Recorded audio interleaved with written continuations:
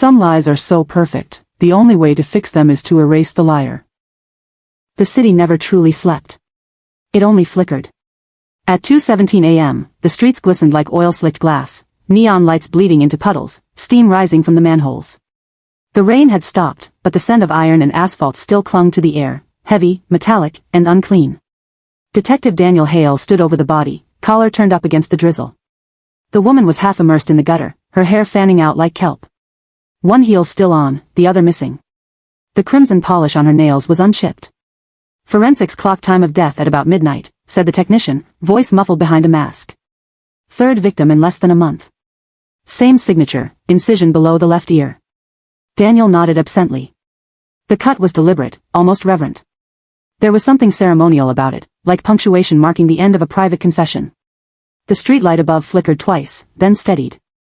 Across the road, behind a rain-streaked window, a curtain shifted. A pale face appeared. Then vanished. From her third-floor window, Clara Wynne watched the blue and red lights flash across the wet street. The reflection on the glass split her face into two, one lit, one in shadow. She liked that, it felt honest. Down below, the police looked small, little actors reciting the same lines. She could almost hear them guessing, same killer, same type. Always missing the point. She pressed her fingertips to the windowpane. Her nails were clean, but her cuticles were raw, the price of perfection. The kettle began to whistle in the kitchen. She didn't move. Her eyes stayed on the detective, tall, quiet, deliberate. He looked like a man who carried too many ghosts and not enough sleep. He's different, she whispered. The whistle rose to a scream. At the precinct, Daniel spread the photographs across his desk. Rain battered the windows, the entire city sounded like static. 3 women, 3 nights, 3 versions of the same silence. Each with a fine incision under the left ear. No signs of sexual assault, no defensive wounds, no chaos. Each found near water, gutters, drains, the river. He leaned back. Not rage, he muttered. This is correction.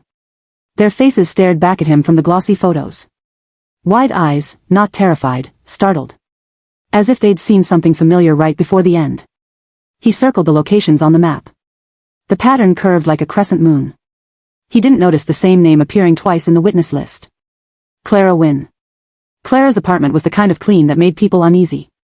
White walls, nothing out of place. The only decoration, a corkboard filled with charcoal sketches. Faces, all women, some beautiful, some warped. She sat by the window sketching another. The pencil moved slowly, lovingly. They never tell the truth, she whispered. Not even when they say they're sorry. The city lights fractured across her reflection. Half her face looked gold, half like glass. She touched her cheek, watching herself touch herself. The gesture didn't feel entirely her own.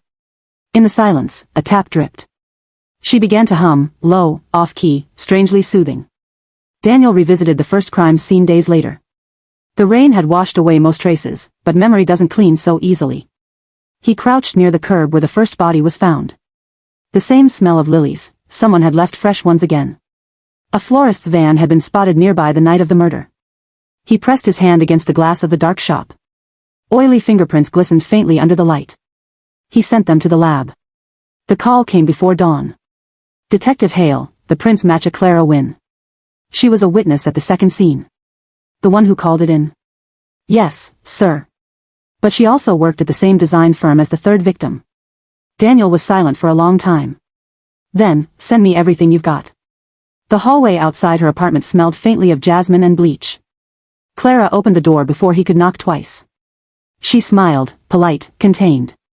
Her eyes were light gray, the color of calm water. Detective Hale, she said. I wondered when you'd come. You don't seem surprised, he said. I read the news. You must have questions. He stepped inside. The place was even colder than he expected, beautiful, but sterile. The kind of room where feelings came to die. Sketches lined the walls. Every drawing was a face. Some eerily familiar. One face had no mouth. You draw? He asked. Only what refuses to leave, she said. What does that mean? Some things stay inside too long. You have to give them shape. In the kitchen, the kettle began to whistle again. She turned to get it. He noticed a single razor blade beside the sink. Surgical. Clean. When she came back, she carried 2 cups of tea. Her hand didn't tremble. His did.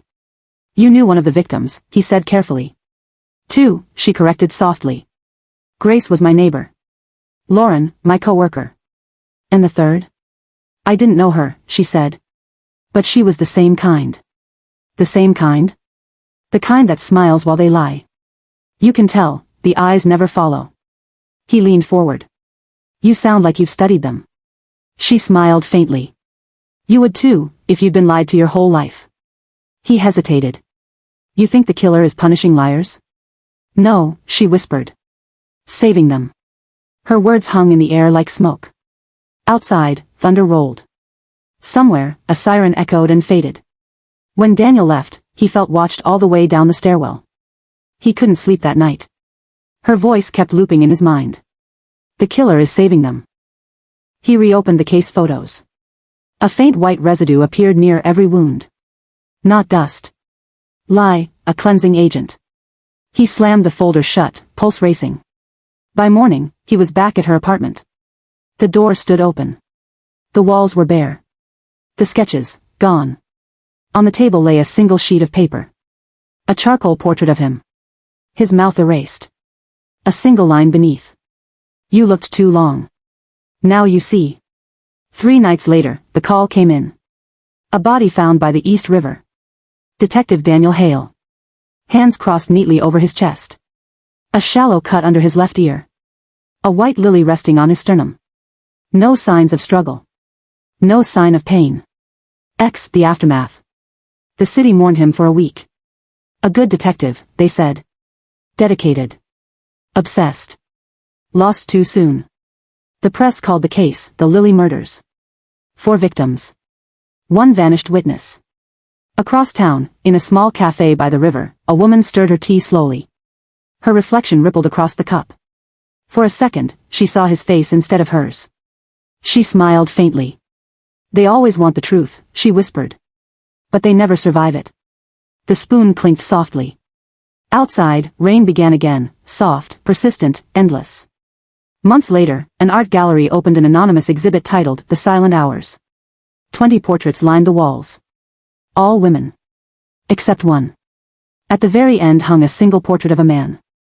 No name. No signature. A faint line drawn beneath the left ear. The plaque beneath read.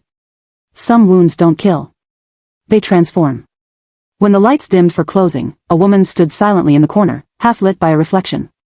By the time the guard made his final round, she was gone. Only a teacup remained on the windowsill, still warm. Still trembling.